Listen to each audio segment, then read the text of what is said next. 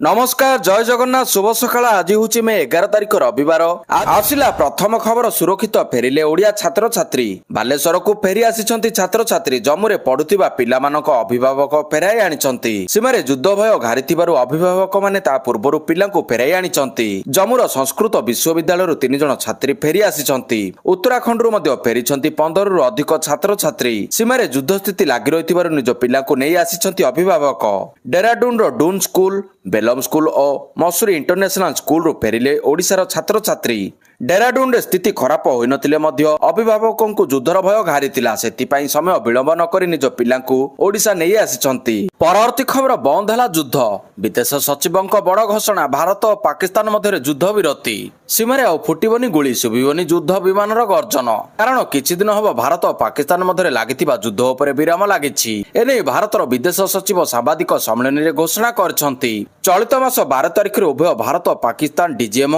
मध्य बाकी आलोचना हेबो युद्ध विराम पाई प्रथम दिन 3:30 मिनिट रे पाकिस्तान डीजीएम अस्त्र विरति पाई भारत को फोन करथिले एई क्रम रे गतकाली संध्या 5टारु जलस्थल और आकाश सबुपटु गुलीगोला कार्यानुष्ठान बंद रहिबो विदेश सचिव विक्रम मिस्त्री कहते कि भारत और पाकिस्तान मध्य चलता युद्धर विराम लगे अस्त्रविरति घोषणा हेबा परे वैदेशिक मंत्री एस जयशंकर प्रतिक्रिया रखिथिले से कहते आतंकवाद विरोध में जारी रहिबो लड़ई आतंकवाद को केबे मध्य प्रश्रय दियाजिबो नाही मे 12 तारिख बैठक रे भी आतंकवाद को नहीं कौनसी प्रकार सालिश कराजिबो नाही बोली कहिथिले जयशंकर परवर्ती खबर एटीएम यूपीआई को अर्थ मंत्रालय कड़ा निर्देश सीमारे भारत ठारू कड़ा जवाब पाइबा परे रक्त चाउल चोबाउछि पाकिस्तान मिसाइल आक्रमण को कड़ा जवाब देइथिबारु पाकिस्तान अवस्था शोचनीय होई पड़िछि सबु क्षेत्ररु भारत उपर आक्रमण करिबारे विफल होउथिबारु एबे साइबर अटैक उपाय आपणाइछि पाकिस्तान गोइंदा विभागर सूचना आधार रे लोकमानकु सावधान रहबाकू कुहा जाइछि अर्थ मंत्रालय पक्षरु आरबीआई एनपीसीआई और मुख्य बैंक गुडी साइबर सुरक्षा को तुरंत वृद्धि करिबा पई निर्देश जारी करथिले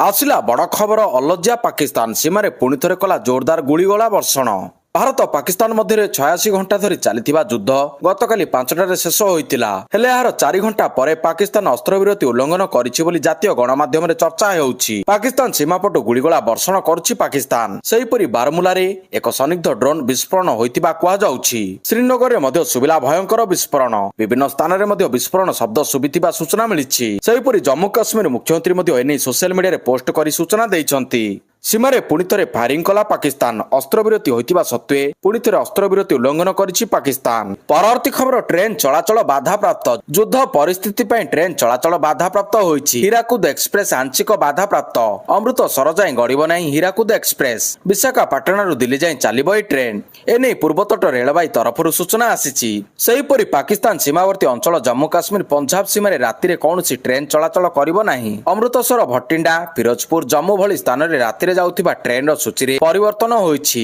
एई सब ट्रेन दिन रे चलाचल करिवो भारत पाकिस्तान भितर युद्ध परिस्थिति को नजर रखी यात्री को सुरक्षा पय एभली निष्पत्ति नेइथिला रेल मंत्रालय परवर्ती खबर पुणी आरंभ होबा आईपीएल 11 मे अर्थात आज आईपीएल 2025 पुणी थरे आरंभ हेबाने निष्पत्ति निया जाय पारे भारत एवं पाकिस्तान मध्य युद्ध विरति चुक्तिनामा पर निष्पत्ति निया जायछि शनिवार संध्या 5टारु भारत एवं पाकिस्तान उभय पक्षर गुली वर्षण बंद करा जायछि एहार किछि समय पर एक गणमाध्यम रिपोर्ट रे दाबी करा जायछि जे आईपीएल 2025 रो टूर्नामेंट आसंता सप्ताह रे पुनः आरंभ होई पारे भारतीय क्रिकेट नियंत्रण बोर्ड गुरुवार 8 मे रे पंजाब किंग्स एवं दिल्ली कैपिटल्स मध्य रे मैच बातिल करथिला एहार कारण थिला भारत एवं पाकिस्तान मध्य रे चलितिबा उत्तेजना बीसीसीआई परदिन शुक्रवार मे 9 रे आईपीएल संपर्क रे एक बड़ निष्पत्ति नेइथिला जेउंतरे कुहा जायथिला जे वर्तमान परिस्थिति को दृष्टि रखी आईपीएल को एक सप्ताह पई स्थगित रखा जायछि किंतु वर्तमान भारत एवं पाकिस्तान मध्य शांति स्थापन हेबा सहित आईपीएल शीघ्र पुणी थरे आरंभ हेबो बोली आलोचना करा जाउछि परवर्ती खबर पाकिस्तान आतंकवादी लॉन्च पैड को ध्वंस कला बीएसएफ पाकिस्तान सहित युद्ध विरति आरंभ होइछि भारतीय सेना आउ एक बड़ कार्यानुष्ठान ग्रहण करिछि पाकिस्तान सियालकोट रे थिबा आतंकवादी लॉन्च पैड को बीएसएफ संपूर्ण ध्वंस कर देइछि बीएसएफ ए ऑपरेशन रो एक वीडियो मध्ये जारी करिछि